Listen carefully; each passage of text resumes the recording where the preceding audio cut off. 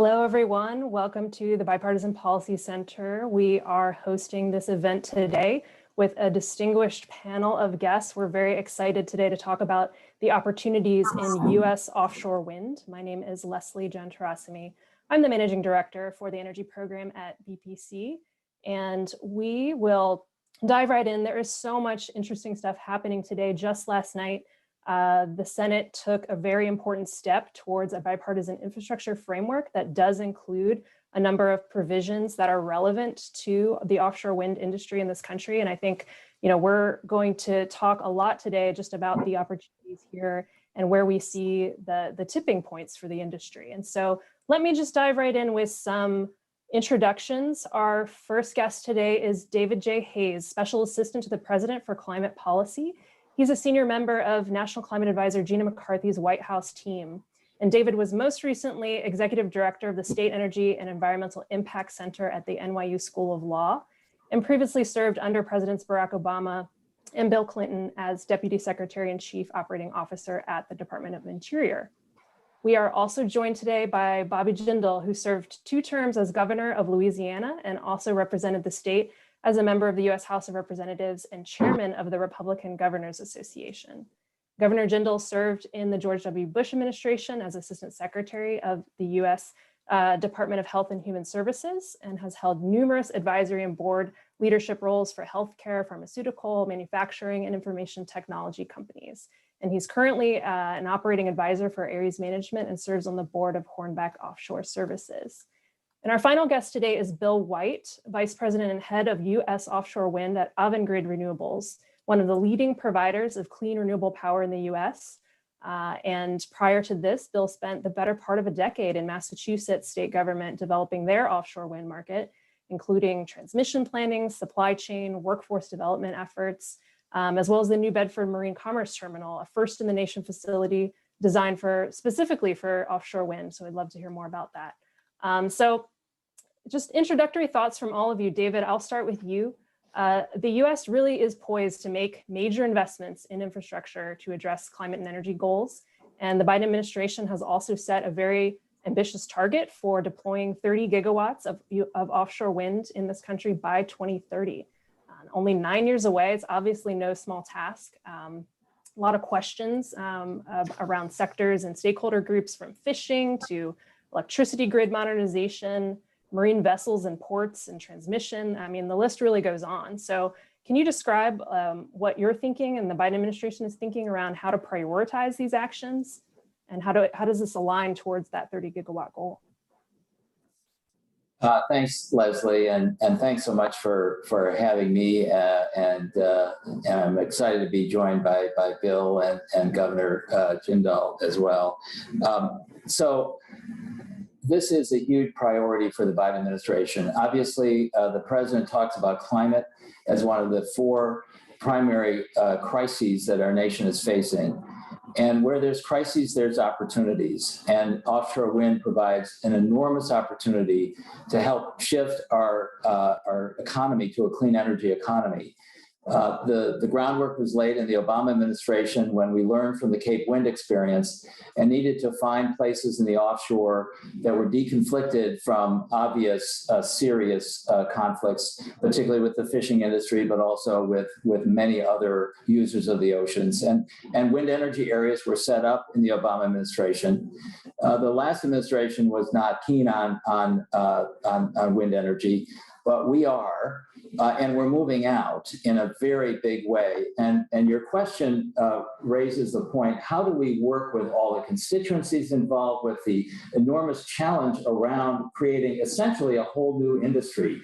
And the only way to do it is to have a whole of government approach across the federal government, and one that works closely with the states and with local governments, with industry, with the key constituencies, including the fishing industry, everyone who uses the oceans, et cetera. And that's what we're about right now.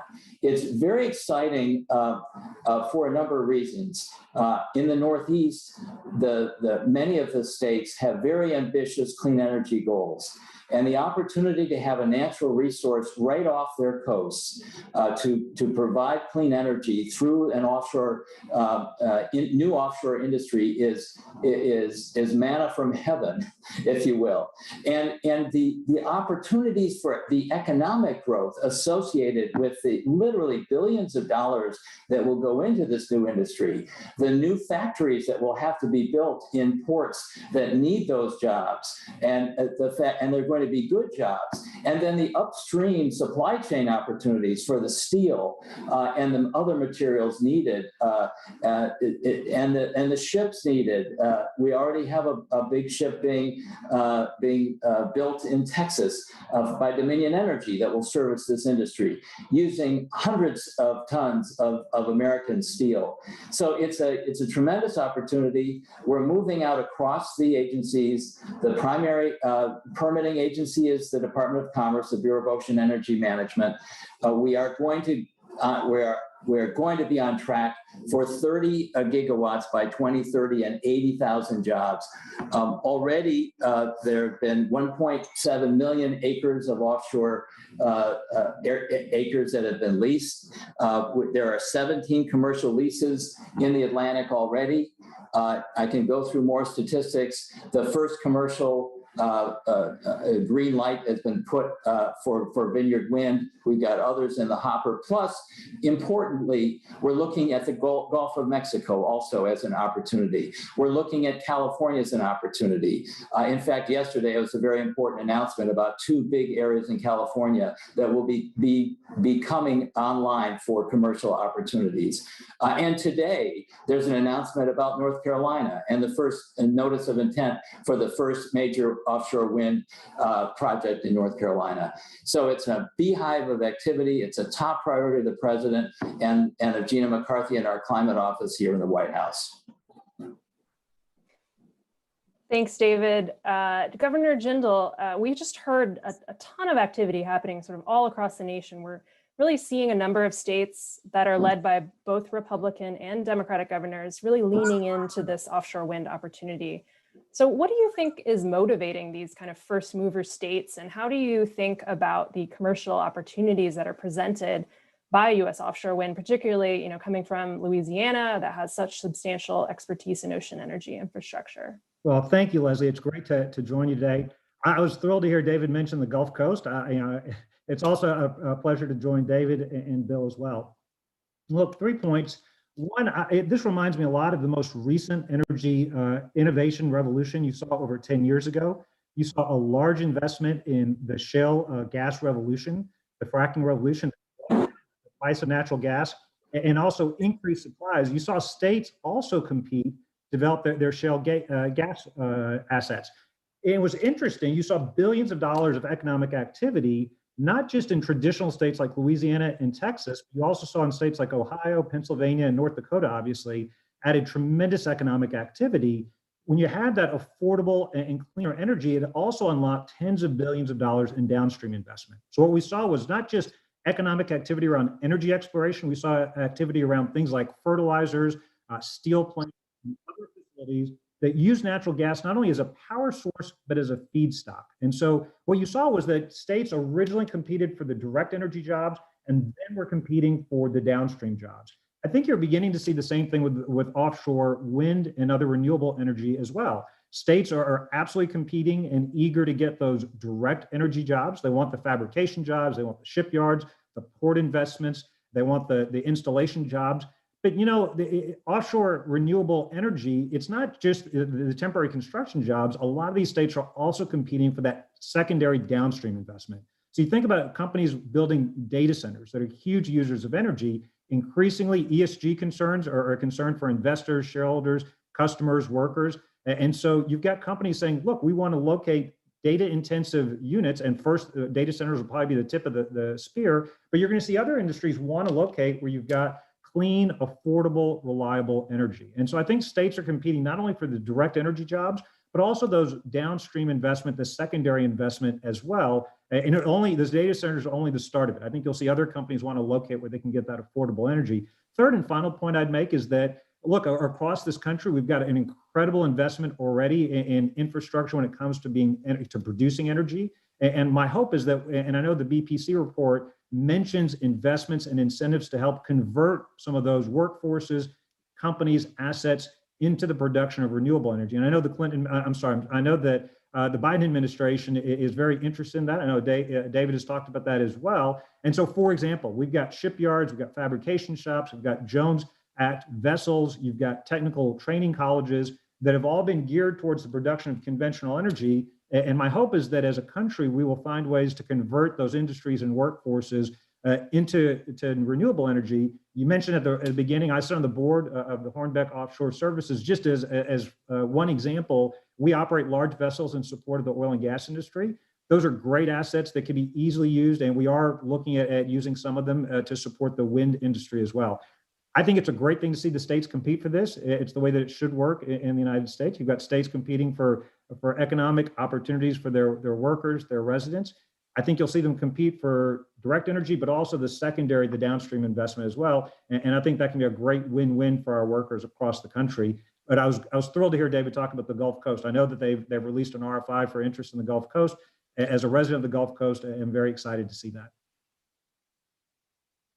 Thanks so much, Governor Jindal. So we've heard some fantastic overviews, both actions at the federal level, the state level, businesses, and would love now to turn to Bill for the perspective of your company. So Avangrid joint venture Vineyard Wind actually made history on May 10th as the first commercial scale offshore wind project in the US to receive federal approval. So congrats on this milestone. But sort of thinking back to when your company first started getting these plans in motion, what really do you think drew Avangrid Renewables to want to expand into being one of the leading, developers of onshore wind and solar? But why the complicated nature of offshore wind? What drew you there? Yeah, well, Leslie, thanks very much. Great to be with you, and great to be with the governor and my old friend David Hayes from the Clinton and Obama administrations. Also, just greetings from Boston, by the way, not only the home to the first place Boston Red Sox, to all my Yankee fan friends out there, just a little shot across the bow, but also home to what we were all excited about is the first offshore wind, commercial scale offshore wind project in the country. So exciting times. Avangrid got into this business, some time ago, maybe kind of, with our joint venture partner CIP as all things are in life, with some risk involved, no question about it. The industry had its ups and downs in the United States. We've been talking about offshore wind for almost 20 years, thinking about it, talking about it, dreaming about it. And now we're finally, after a heck of a lot of learning, we're finally on the cusp of it. But why offshore wind, and why are we as a company, Avangrid Renewables, so darn excited about it? Number one, in thinking about the bipartisan theme today, it is American-made energy, right? So this is an indigenous resource just off our coast. And what makes it really quite unique is this resource blows strong. It is a consistent, almost base load characteristic of an energy resource. So it is an amazing opportunity. I think, the fact that it's jobs. We're talking, David mentioned 80,000 new jobs over the coming years. That's a significant new industry. It's both blue collar and white collar jobs. And so that's a huge opportunity.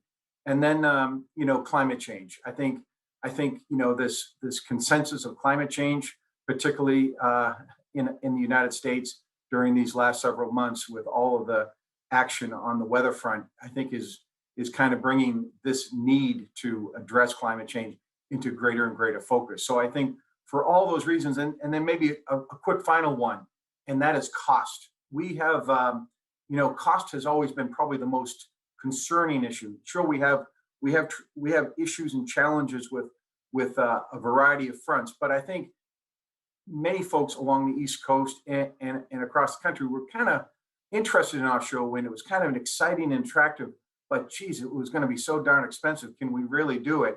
And can low-income ratepayers really get hammered by it? So, and I think when Vineyard Wind came forward, I was actually at the state of Massachusetts at the time. The projections is that the cost of offshore wind was going to be about 16 cents a kilowatt hour. And when the Vineyard Wind price came in through a competitive solicitation, it was 6.5 cents LCOE. when we came out, and it shocked the world. It shocked, and I think it was Democratic and Republican governors along the East Coast that basically said, you know what, it makes sense for all these other reasons, and we see it's going to be cost competitive. So that was, I think, the turning point. And I think with the president coming in and seeing this opportunity and really kind of giving certainty to it, I think it's exploding. That's fantastic. Great to hear about that. And I do see some questions rolling in from the audience. So please do keep them coming. If you have questions, you can submit them in the chat feature in YouTube, or you can tweet at us at #BPC Live with those questions. We will be moving to the Q&A period in just a couple of minutes, but wanted to continue the conversation. David, how are you thinking about the transmission backlog in this country and what problems it could create for the offshore wind industry if nothing's done about it? And honestly, late breaking news, from that bipartisan infrastructure deal that was voted on last night, we're seeing a lot of transmission pieces to that. So would love to hear your take on, where you think DOE, FERC, the regional transmission organizations, and others, how is all of that going to play into this question of transmission? Well, thanks, Leslie. The transmission piece is incredibly important for clean energy generally, and we're very excited about the bipartisan infrastructure package, including new authority to the Department of Energy for grid deployment. There are provisions that pass through the Senate Natural Resources Committee that give new authority for DOE to be involved in more planning and actually having financial stakes in important interregional transmission lines in particular that can unlock more renewable energy. It's been a high priority for the White House to bolster our grid and modernize it. A lot of new money, important money to upgrade it, et cetera. In terms of offshore wind, it's exciting that there is so much new energy that will be coming in from the offshore, but it's not going to be easy to integrate that into the grid. And so we're going to have a lot of a good working relationship among the federal family, including with the Federal Energy Regulatory Commission and the regional transmission organizations in the Northeast and in particular, and think long term about the potential for a backbone transmission line offshore, rather than having individual strings coming in like spaghetti over the years. And then where they come in, of course, there's going to need to be upgrades in terms of the capability of the grid. This is going to be a big project that's going to require all forms of government to work together.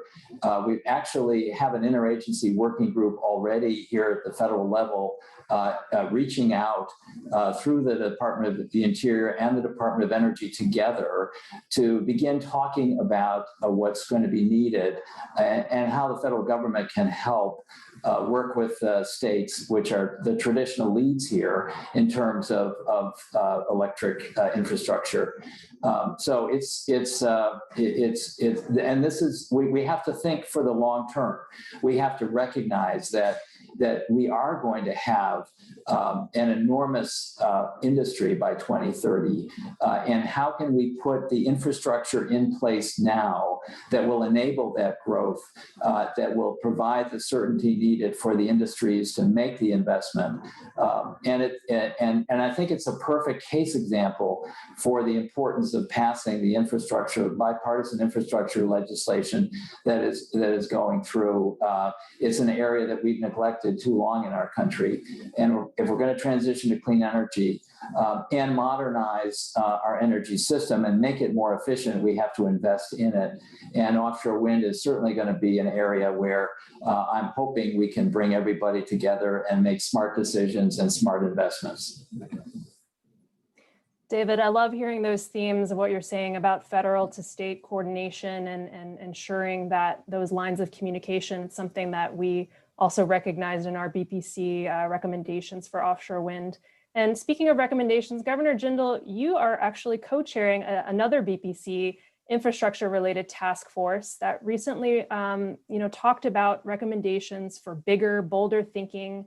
Let's move past how we do project-by-project approvals, and how do we deliver on these nationally significant and climate critical projects?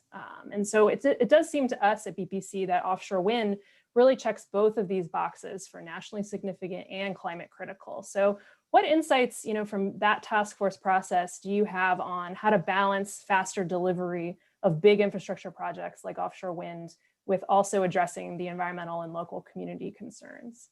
Well, thank you, Leslie. So a couple of big picture points before I get into the specific recommendations. One, I think one of the things that unites us on both, when we have very conservative members in the task force and very liberal members, so it truly is a bipartisan group. One of the things that unites us is the realization, whatever your thoughts about what's going on in DC, from moment to moment, we as a country have got to learn how to build things more quickly and at lower cost. You compare the cost of completing projects in the United States, even our neighbors up north in Canada, much less to countries in Europe and other countries around the world, it costs too much in the United States and it takes too long. And so we did develop very specific recommendations, especially when it comes to green infrastructure. Everybody agrees that if we're going to have more renewable energy in this country, we're going to have to make a significant investment and significant progress in infrastructure. That means, power generation, that means power storage, that means power transmission. But we also recognize that these same reforms could be applicable across the board. These permitting recommendations certainly will help in building green infrastructure, but these are recommendations that also should help streamline what's become a very bureaucratic process. I would encourage folks out there to go and read the report. There's a lot more detail there. 9 recommendations I wanted to highlight very quickly for folks today, though, because it is possible to streamline the process without sacrificing environmental protections and without sacrificing local input. This is not simply an excuse to ignore local stakeholders and not an excuse to make unwarranted shortcuts through environmental protections, but there are ways to streamline the bureaucracy while protecting the environment and preserving local input. So first, we recommended that we designate a lead agency with a single permit plan and permitting timetable so that the work can happen concurrently instead of consecutively. And the reality is, for developers, what they'll tell you is predictability is what they want. What really hurts and drives up cost and time delays for these developers is not knowing and having to deal with multiple bureaucracies and agencies. So the simple act of having a lead agency with a single permit plan can help streamline things. Secondly, cooperation between the state and federal agencies via MOUs. That's under FAST 41. And I know you mentioned that reauthorization is in the bipartisan bill that's being debated in DC as we speak. And so secondly, continued cooperation through those MOUs, again, so that developers and project proponents aren't having to go through multiple levels of bureaucracy, but rather can deal with them at one time. Third, presumptive time limits, 2 years for environmental impact statements, a year for environmental assessments to give more predictability.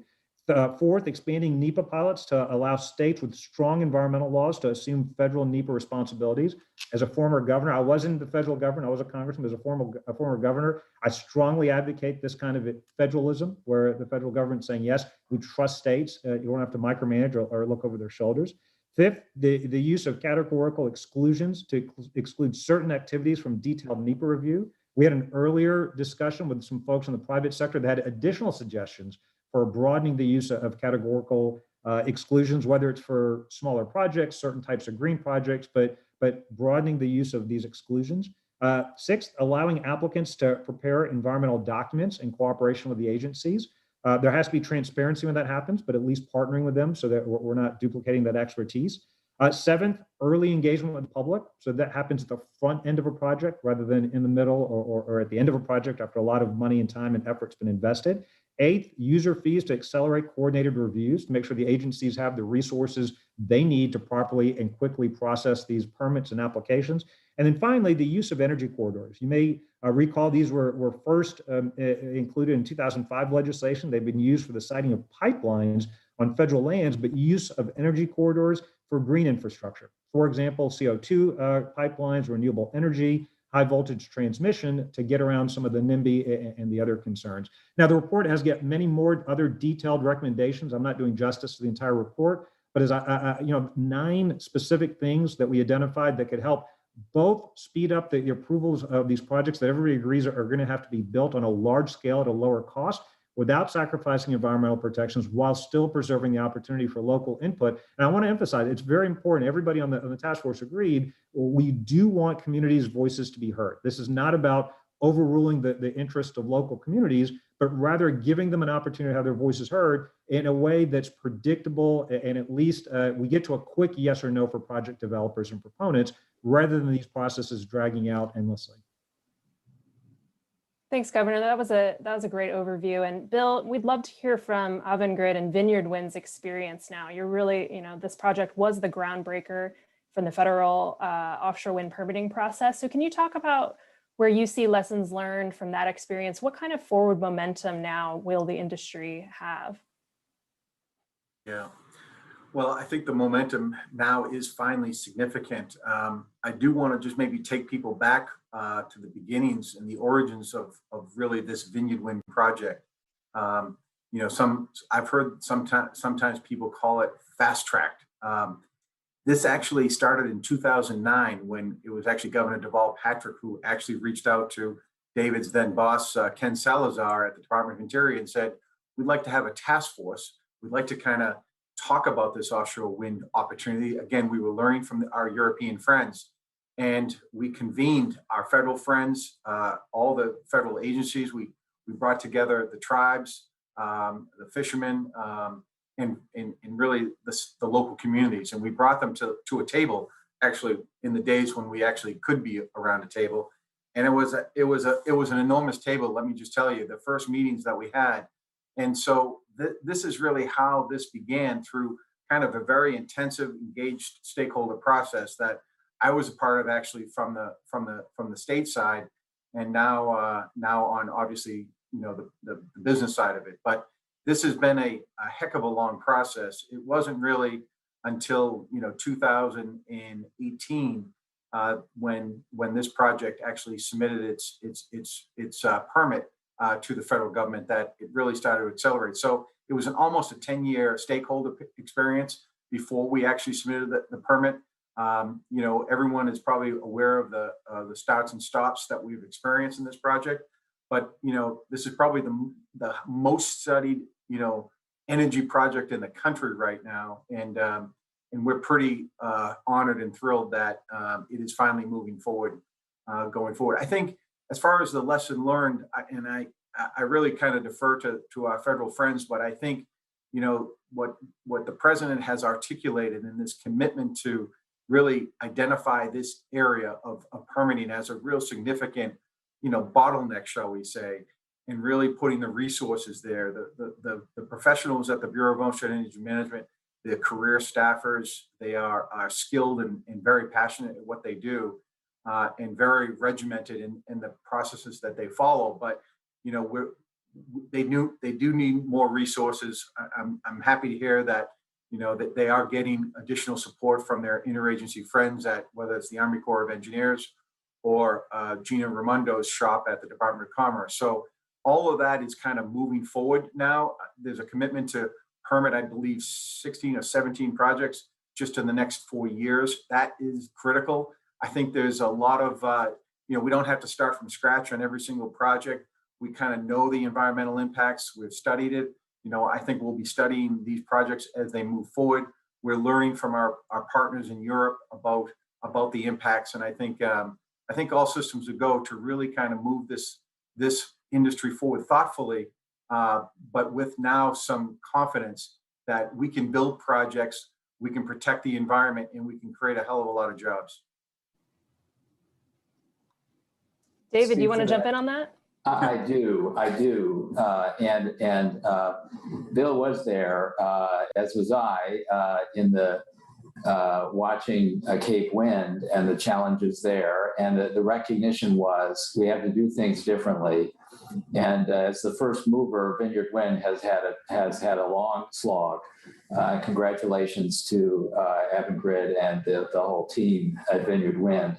But we know how to do this, and the points that Bobby made are all good points, and we are committed to make sure we have a clean energy bill that is organized, that is efficient, that is attentive to time constraints, and that at the same time provides the public with visibility, and we end up with better results for the environment, for the industry, for the communities affected. We did this. We showed we could do this with Ken Salazar in the Southwest, where we had in 18 months, on average, we were churning out utility scale solar projects on the public lands because we got all of the agencies together that had equities. We got the developer at the table. We got the stakeholders at the table, and we figured out early how to organize this project for success.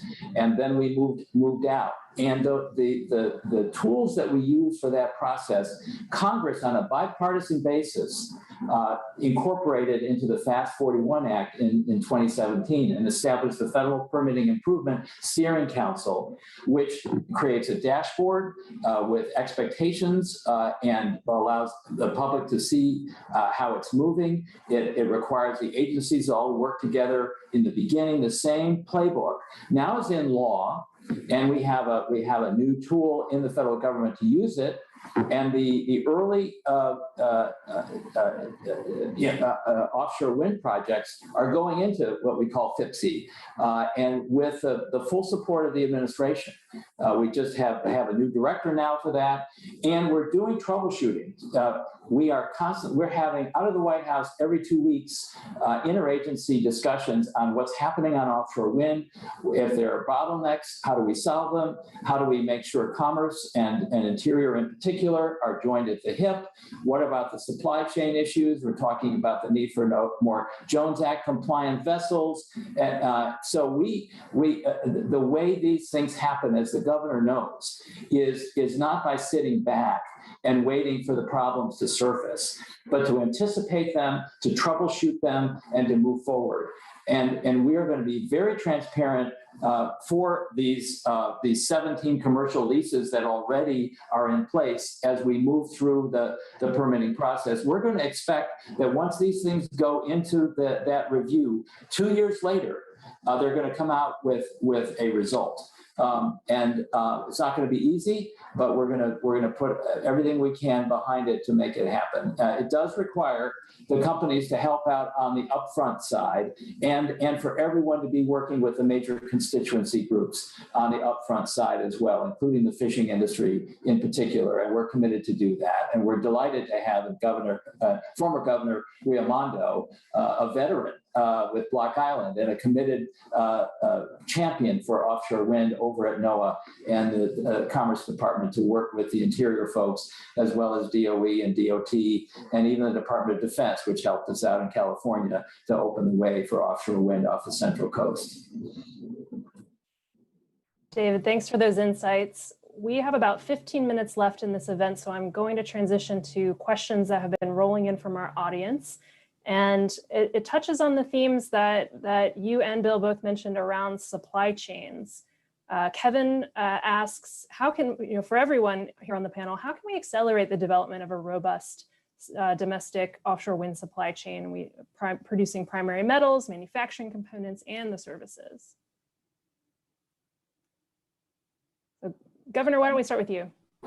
Sure. So look, not the only solution, but one solution is we've got a strong existing industrial base that serves our existing energy economy. And a lot of that is concentrated in around the oil and gas economy. And I know that David has talked about this, and the Biden administration has talked about wanting to help workers and companies transition and help support the renewable energy economy as well. But when you look at things like shipyards, when you look at things like fabrication yards, you look at skilled welders, you look at training programs that start as young as in our high schools, that's something we've got in dense concentration, certainly in the Gulf Coast, the working Gulf Coast around the oil and gas industry, but you've got it in Texas, you've got it in Oklahoma, you've got that in North Dakota, and several, Colorado and several other states that have traditionally been invested in the oil and gas industry. And so one part of the solution to this is helping those companies, those workers make that transition. I know for, I mentioned at Hornbeck, we've got several vessels that are what we call cold stacked because of the decrease in oil prices and drilling activity off the coast in the Gulf of Mexico. We have several vessels that are cold stacked that are not being used today.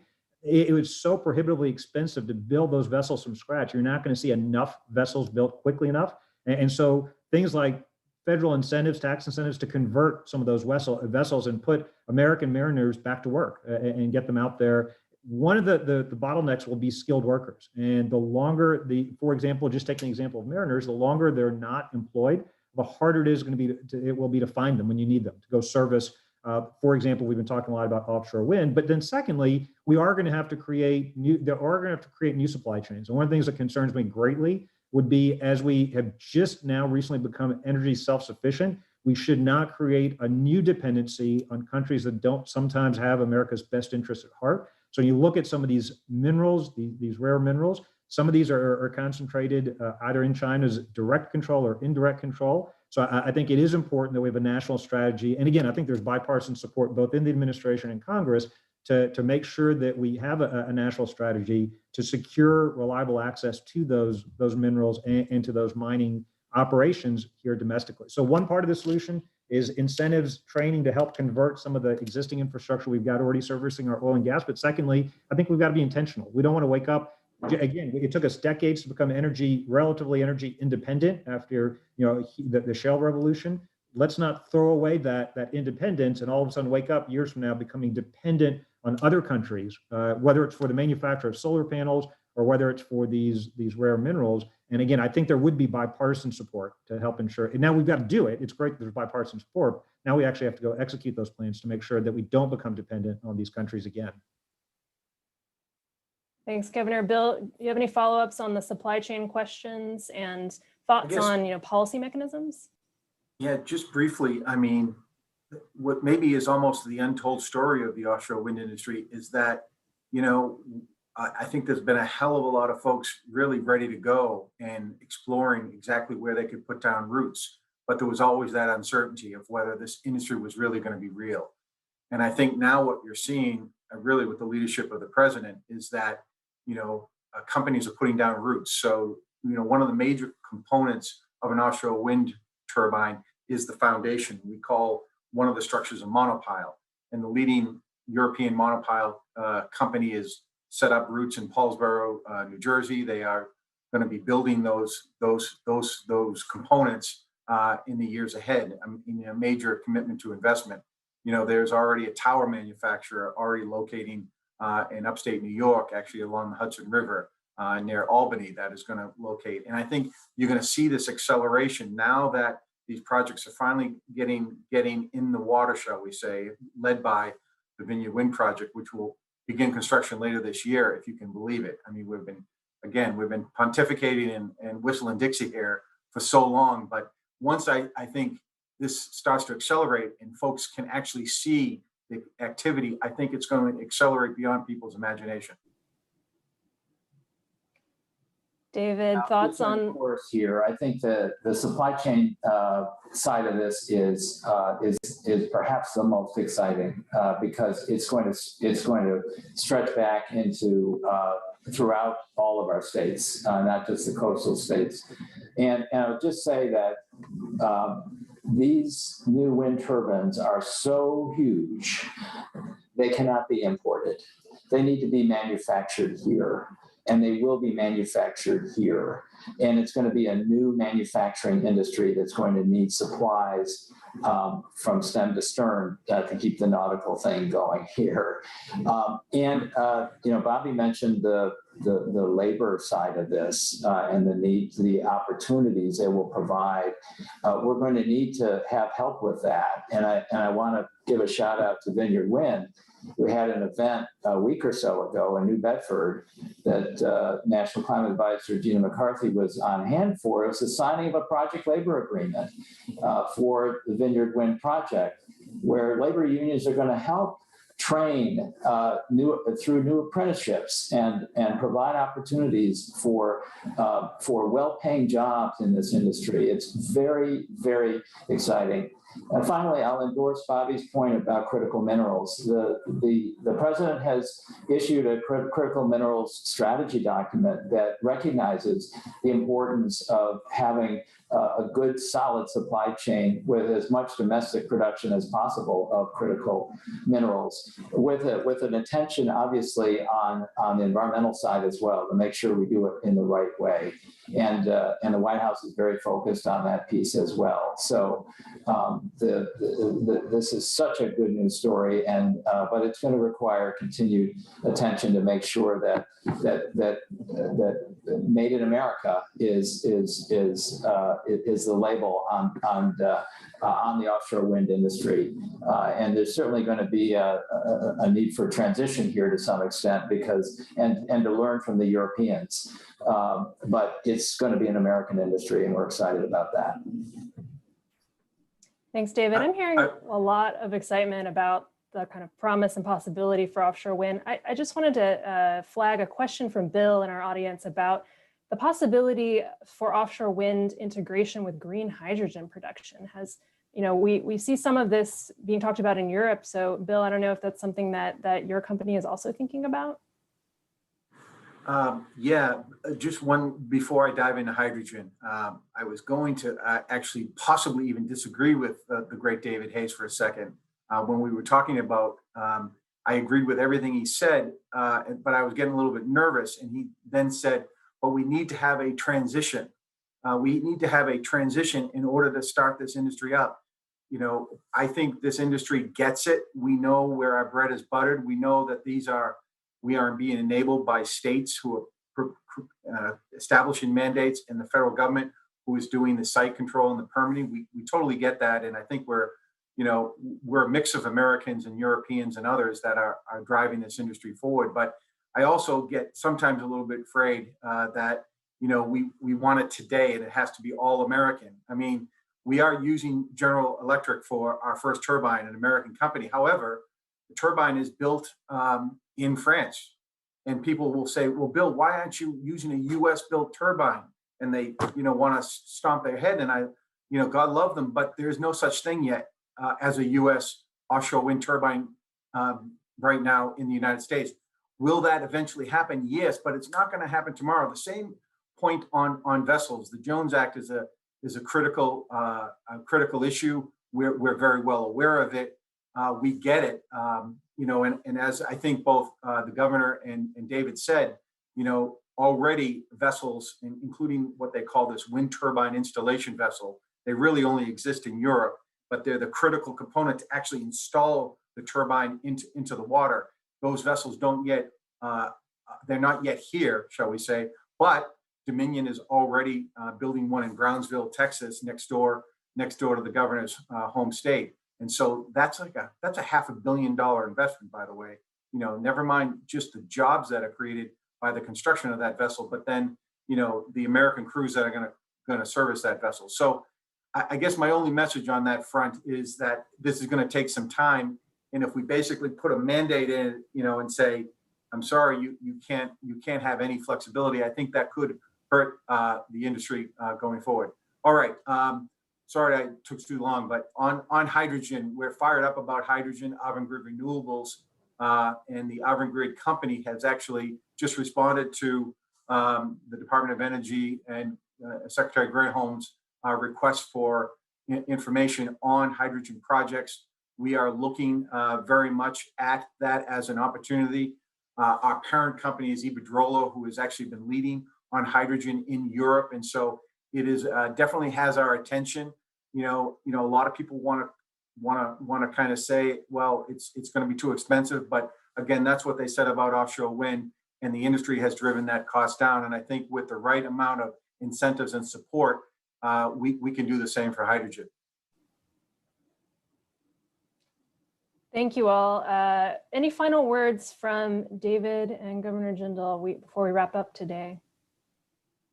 Hey, I just want to do a little shout out for the report that Bipartisan Policy Center has put out on this subject. It's excellent.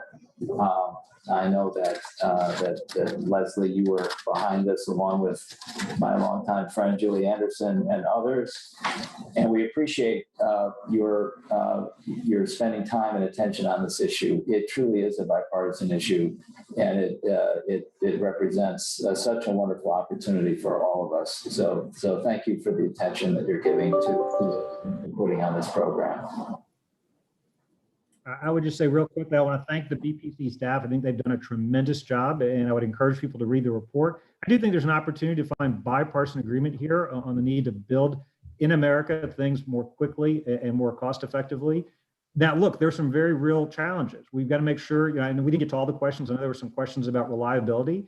And so we are going to have to discuss in an honest way the role that nuclear power has to play, that fossil fuels have to play. This is not something you can literally flip a switch overnight, and we've got to have reliable as well as affordable energy. And then third and finally, to the point that Bill was making in his final comments, the transition is going to be important. I remind people the New York Times story saying that, look, this can be a win-win, but we have to remember there are a lot of people with very good paying jobs in today's energy sector with good benefits, and we've got to do this transition in a careful way that preserves American jobs and preserves roles for American companies.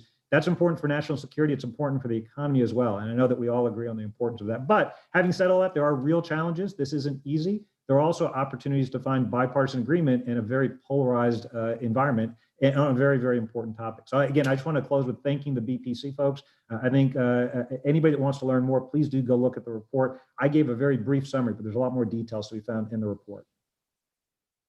Thank you all to our panelists today and for the audience for joining to talk about the opportunities here in unlocking U.S. offshore wind. Please go to our website at bipartisanpolicy.org to find the report that was mentioned, as well as to sign up for our newsletters and to join more of our energy team projects in the future. So thanks again, and everyone have a great day. Thanks very much. All the best.